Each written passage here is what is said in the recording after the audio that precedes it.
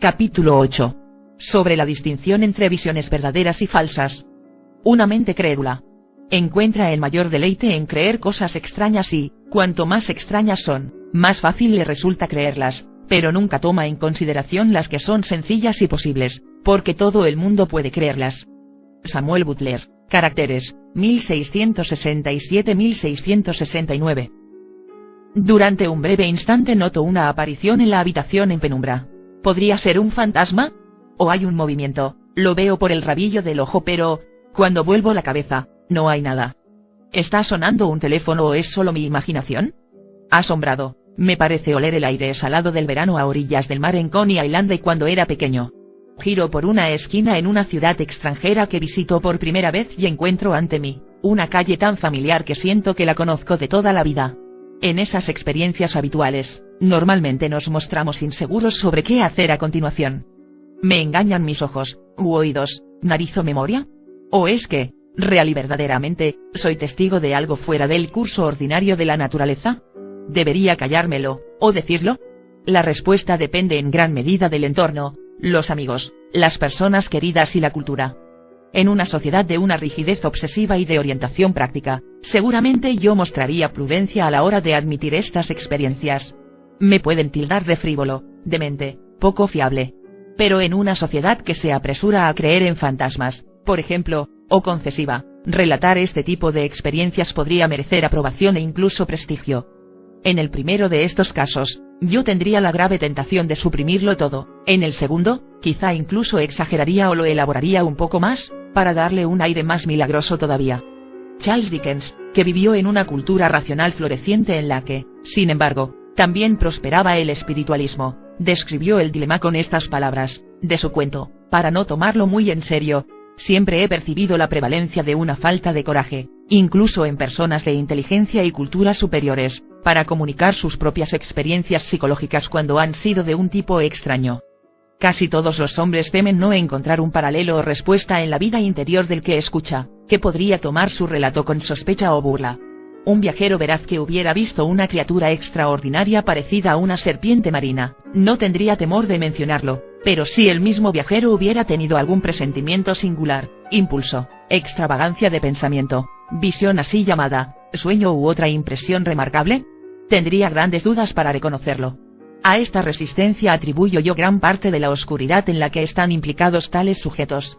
En nuestra época todavía se ridiculiza y descarta a menudo con risas, pero hay más posibilidades de vencer la reserva y la ocultación, por ejemplo, en el entorno de apoyo que proporcionan un terapeuta o hipnotizador. Por desgracia, y por increíble que sea para algunos, la distinción entre imaginación y memoria a menudo es poco clara. Algunos abducidos dicen recordar la experiencia sin hipnosis, muchos no pueden. Pero la hipnosis es una manera poco fiable de refrescar la memoria. Suele provocar imaginación, fantasía y juego además de recuerdos verdaderos, y ni el paciente ni el terapeuta son capaces de distinguir unos de otros. La hipnosis parece implicar, de manera central, un estado de sugestibilidad intensificada. Los tribunales han prohibido su uso como prueba o incluso como herramienta de investigación criminal.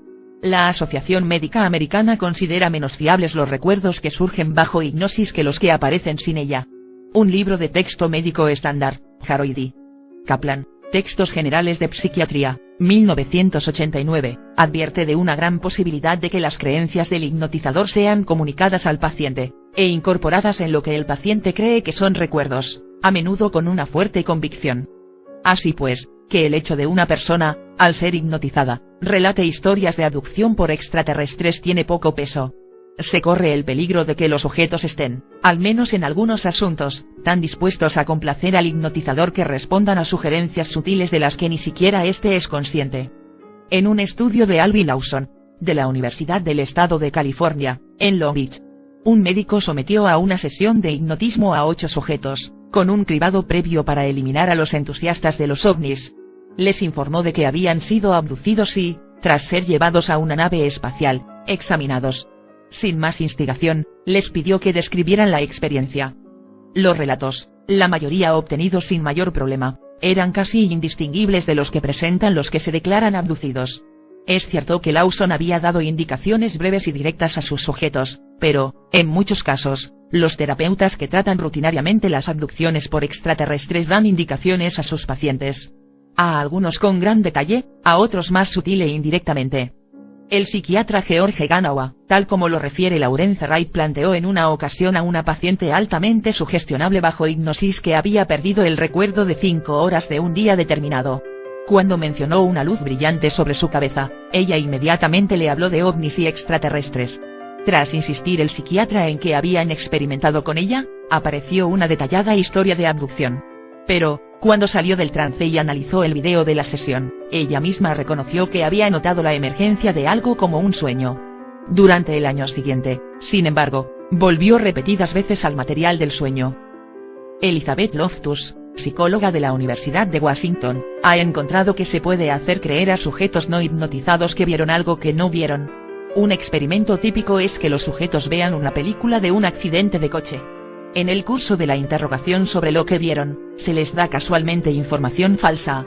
Por ejemplo, se hace referencia a una señal de alto, a pesar de no haber ninguna en la película. Muchos recuerdan entonces obedientemente haber visto una señal de alto.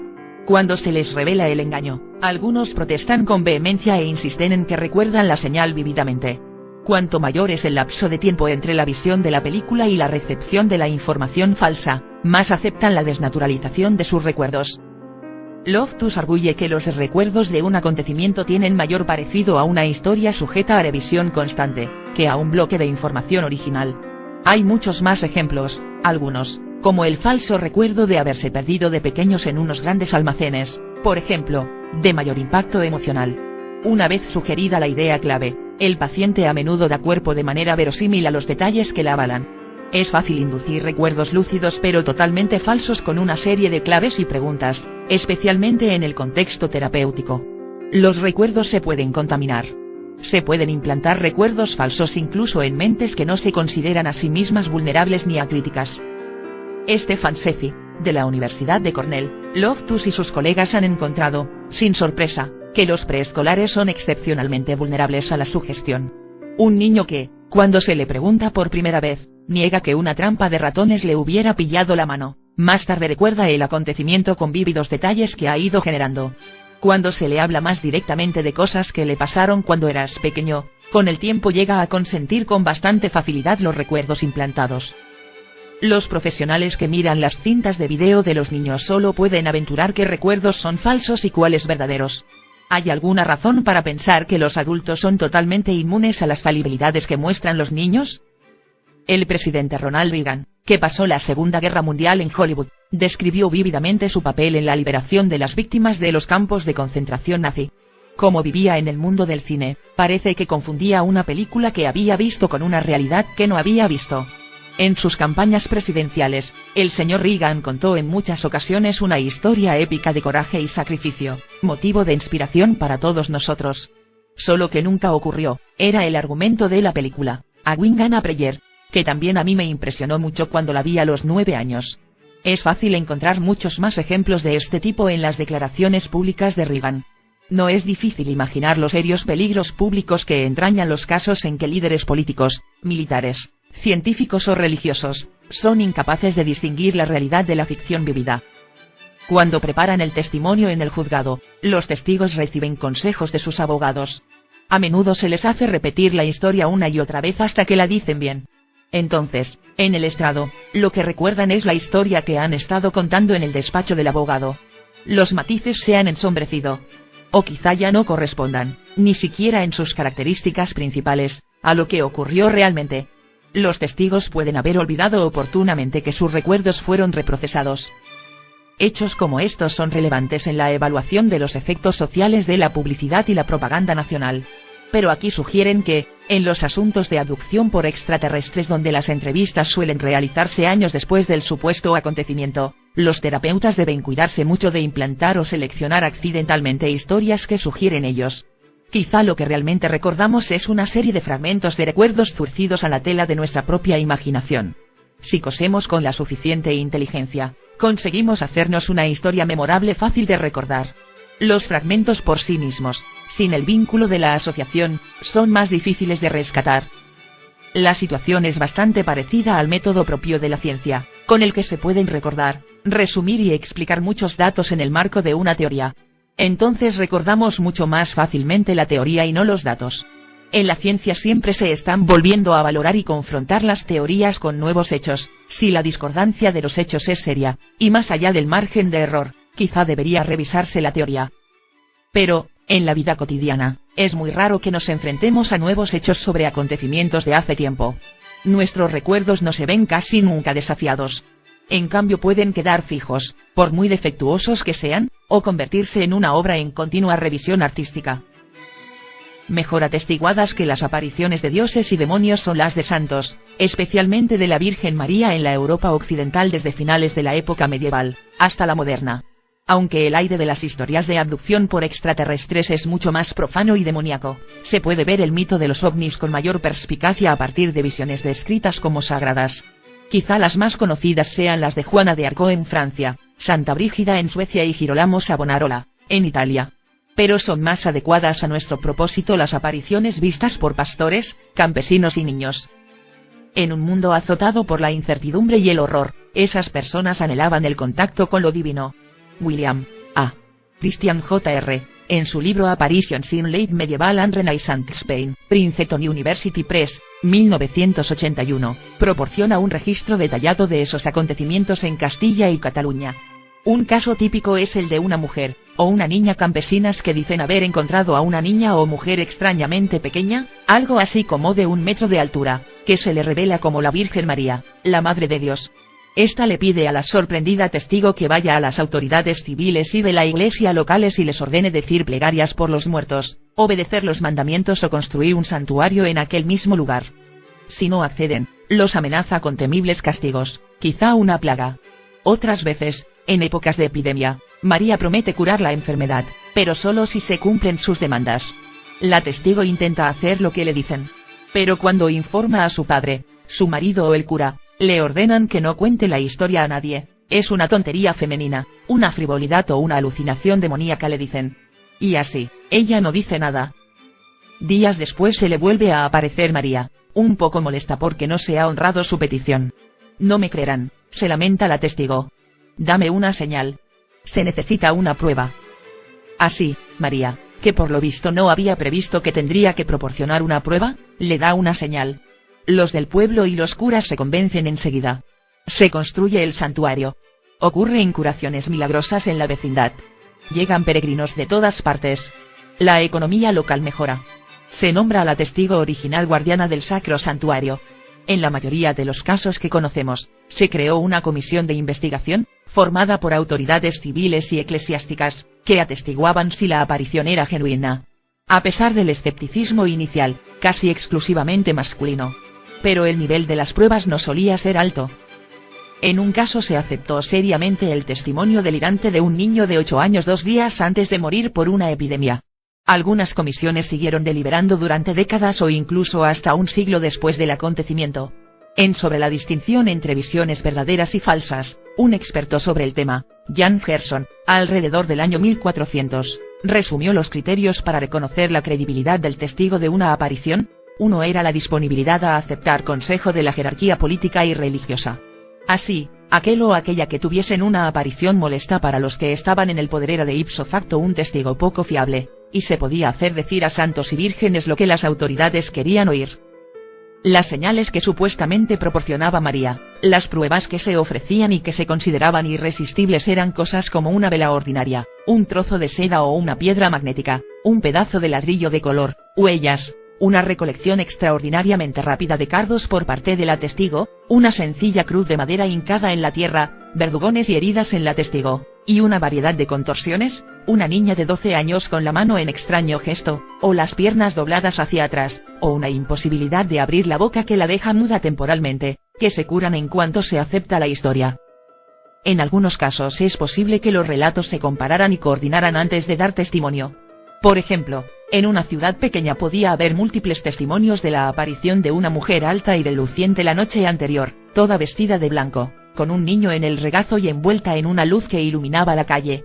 Pero, en otros casos, personas que estaban físicamente junto a la testigo no pudieron ver nada, como en este informe de una aparición en Castilla en 1617. ¡Ay, Bartolomé! La dama que me ha venido a ver esos días pasados se acerca a través del prado, y se arrodilla y abraza la cruz. Mira, mírala. Aunque el joven puso toda su atención en ello, no vio más que unos pájaros que volaban por encima de la cruz. No es difícil encontrar motivos posibles para inventar y aceptar estas historias: trabajo para los curas, notarios, carpinteros y mercaderes, y otros estímulos a la economía regional, en una época de depresión, el ascenso de condición social del testigo y su familia, nuevas oraciones para familiares enterrados en cementerios que fueron abandonados más tarde a causa de la plaga, la sequía y la guerra, exaltación del espíritu público contra los enemigos, especialmente los moros, mejor urbanidad y obediencia a la ley canónica, y confirmación de la fe de los piadosos. El fervor de los peregrinos en esos santuarios era impresionante, no era raro que mezclaran fragmentos de roca o barro del santuario con el agua y se la bebieran como medicina. Pero no pretendo sugerir que la mayoría de testigos inventaban la historia. Había algo más. Es de destacar que casi todas las apremiantes peticiones de María fueran de lo más prosaico, como por ejemplo en esta aparición de 1483 en Cataluña. Te exhorto por tu alma que exhortes a las almas de los hombres de las parroquias del Tom, Milleras, El Sallent y Sant Miquel de Campmayor a exhortar a las almas de los curas para que pidan a la gente que pague los diezmos y todos los impuestos de la Iglesia y restituya lo que poseen encubierta o abiertamente que no sea suyo, a sus verdaderos propietarios en el plazo de 30 días, porque será necesario, y que observen la santificación del domingo. Y segundo, que dejen de blasfemar y ejerzan la charitas correspondiente ordenada por sus antepasados muertos. A menudo el testigo ve la aparición justo después de despertar. Francisca Labrava atestiguó en 1523 que se había levantado de la cama sin saber si tenía el dominio de sus sentidos, aunque en un testimonio posterior declaraba haber estado totalmente despierta. Era la respuesta a una pregunta que permitía una serie de posibilidades: totalmente despierta, adormecida, en trance, dormida. A veces la ausencia de detalles es total, como en el aspecto de los ángeles acompañantes, o se describe a María alta y baja a la vez, madre e hijo a un tiempo. Características que indudablemente sugieren el material de un sueño. En el diálogo sobre milagros, escrito alrededor de 1223 por Caesarius de Eisterbach, las visiones clericales de la Virgen María ocurrían con frecuencia durante los matins, que se rezaban a medianoche. Es natural sospechar que muchas de esas apariciones, quizá todas, fueran una especie de sueño, en vigilia o dormido, compuesto por mistificaciones, y por engaños. Había un negocio floreciente en milagros inventados, pinturas y estatuas religiosas halladas por casualidad o por orden divina. Se hablaba del tema en 7 partidas, el Códice de Ley Canónica y Civil compilado bajo la dirección de Alfonso X el Sabio, rey de Castilla, alrededor de 1248. En él podemos leer lo siguiente. Hay hombres que descubren o construyen fraudulentamente altares en campos o ciudades, diciendo que son reliquias de ciertos santos en esos lugares y con la pretensión de que realizan milagros y, por esta razón, gente de muchos lugares se ve inducida a ir en peregrinaje a fin de llevarse algo de ellos, y hay otros que, influidos por sueños o fantasmas vacíos que se les aparecen, erigen altares y simulan descubrirlos en las localidades antes citadas. Al enumerar las razones de las creencias erróneas, Alfonso traza una línea continua que va desde la secta, la opinión, la fantasía y el sueño hasta la alucinación. Una suerte de fantasía llamada antoyanca se define de este modo. Antoyanca es algo que se detiene ante los ojos y luego desaparece, como si uno lo viera o oyera en trance, y por consiguiente sin sustancia. Una bula papal de 1517 hace una distinción entre las apariciones que se materializan en sueños o por inspiración divina. Está claro que las autoridades seculares y eclesiásticas, incluso en épocas de extrema credulidad, estaban alerta a las posibilidades de mistificación e ilusión. A pesar de todo, en la mayor parte de la Europa medieval, estas apariciones eran recibidas gratamente por el clero católico romano, especialmente porque las admoniciones marianas eran muy convenientes para el sacerdocio. Bastaban unas cuantas señales patéticas como prueba, una piedra o una huella, y nunca algo que no fuera susceptible de fraude. Pero, a partir del siglo XV, en los albores de la Reforma protestante, la actitud de la Iglesia cambió. Aquellos que declaraban tener un canal independiente con el cielo, burlaban la cadena de mando de la Iglesia hasta Dios. Además, algunas apariciones, por ejemplo, las de Juana de Arco, tenían desagradables implicaciones políticas o morales. Los inquisidores describieron los peligros que representaba la visión de Juana de Arco en 1431 en estos términos. Se le mostró el gran peligro que corre quien tiene la pretensión de creer que tiene apariciones y revelaciones así, y, en consecuencia, miente sobre asuntos que conciernen a Dios, expresando falsas profecías y adivinaciones no conocidas por Dios, sino inventadas. De lo que puede derivarse la seducción de personas, el comienzo de nuevas sectas y muchas más impiedades que subvierten a la Iglesia y los católicos. Tanto Juana de Arco como Girolamo Savonarola fueron quemados en la hoguera por sus visiones. En 1516, el Quinto Concilio Laterano reservó a la sede apostólica el derecho a examinar la autenticidad de las apariciones. Para los campesinos pobres cuyas visiones no tenían contenido político, los castigos no alcanzaban la máxima severidad.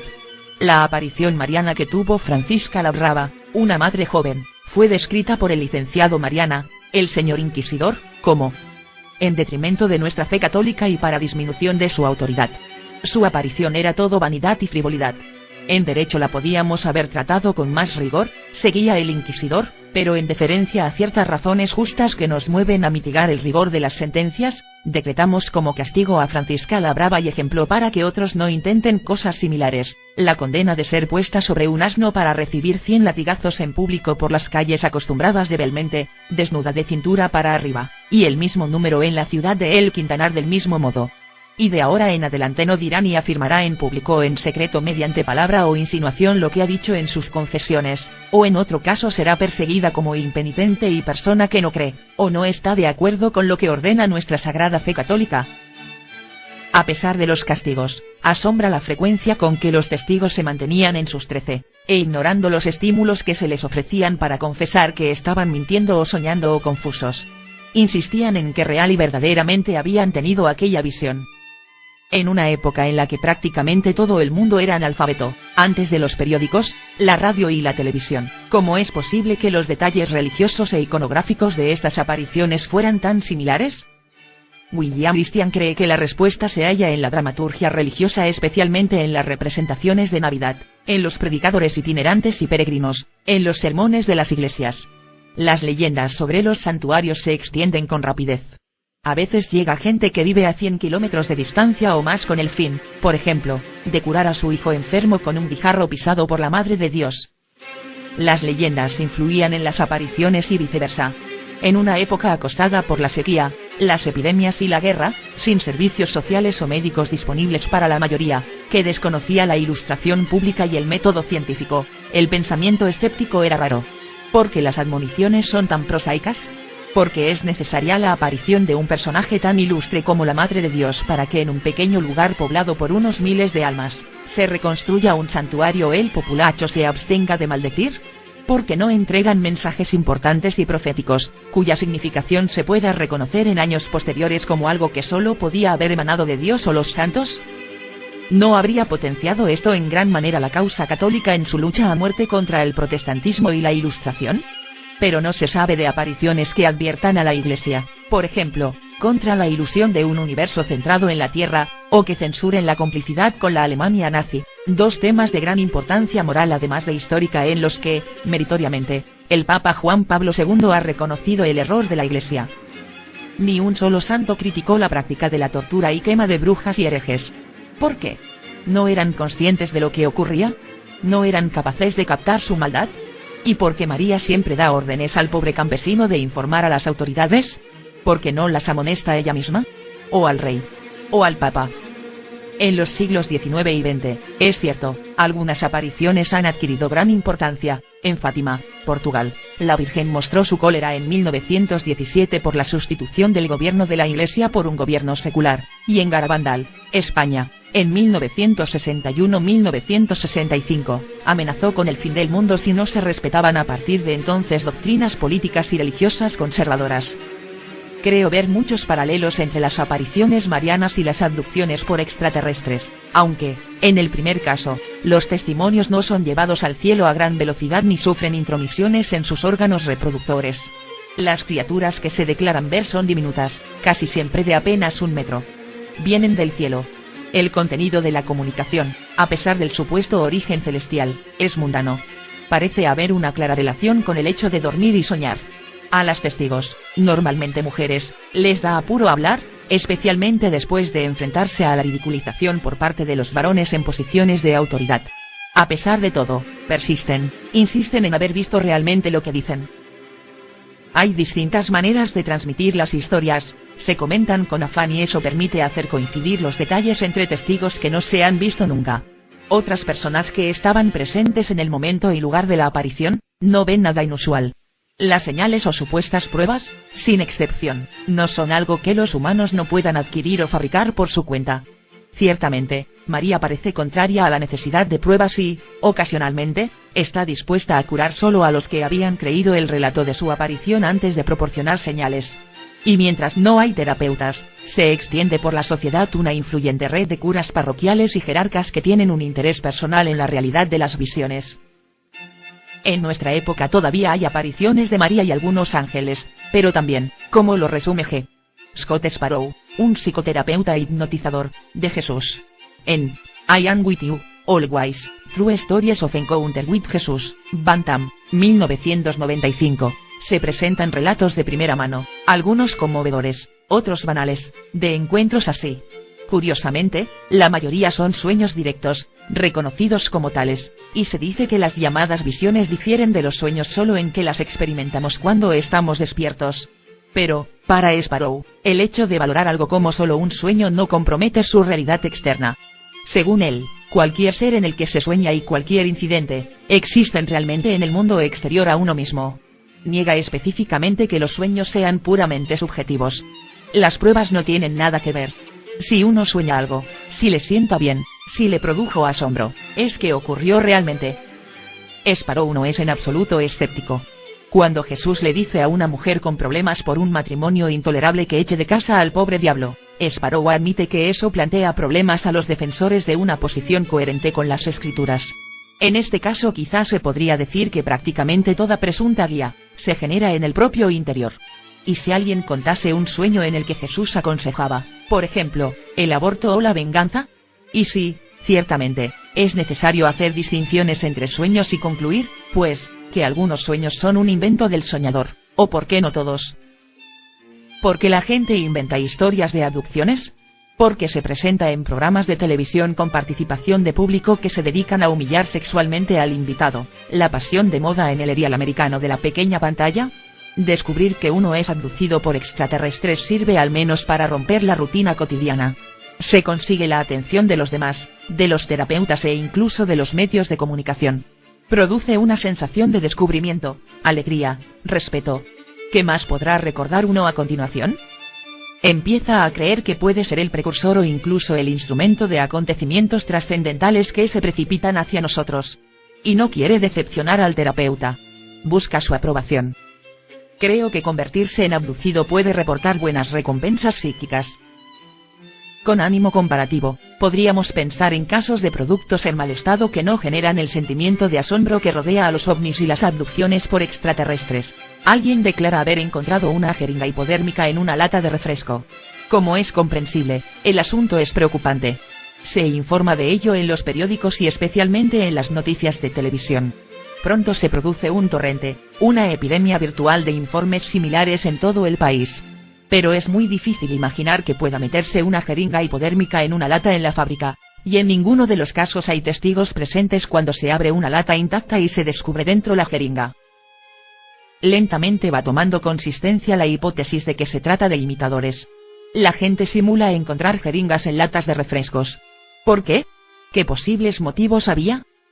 Algunos psiquiatras dicen que los principales motivos son la avaricia, denunciar al fabricante por daños, afán de atención y la necesidad de ser retratado como víctima. No hay terapeutas que insinúen que en realidad hay agujas en las latas y apremien a sus pacientes, sutil o directamente, a informar públicamente de la noticia. Además se imponen penas severas por desprestigiar un producto, e incluso por alegar falsamente que un producto ha sido manipulado. En cambio, hay terapeutas que animan a los abducidos a contar sus historias a audiencias masivas, y no hay multas por declarar falsamente haber sido abducido por un ovni. Sea cual sea la razón para emprender este camino, Sin duda debe de ser mucho más satisfactorio convencer a los demás de que uno ha sido elegido por seres superiores para sus propósitos enigmáticos, que de haber encontrado por mera casualidad una jeringa hipodérmica en un refresco.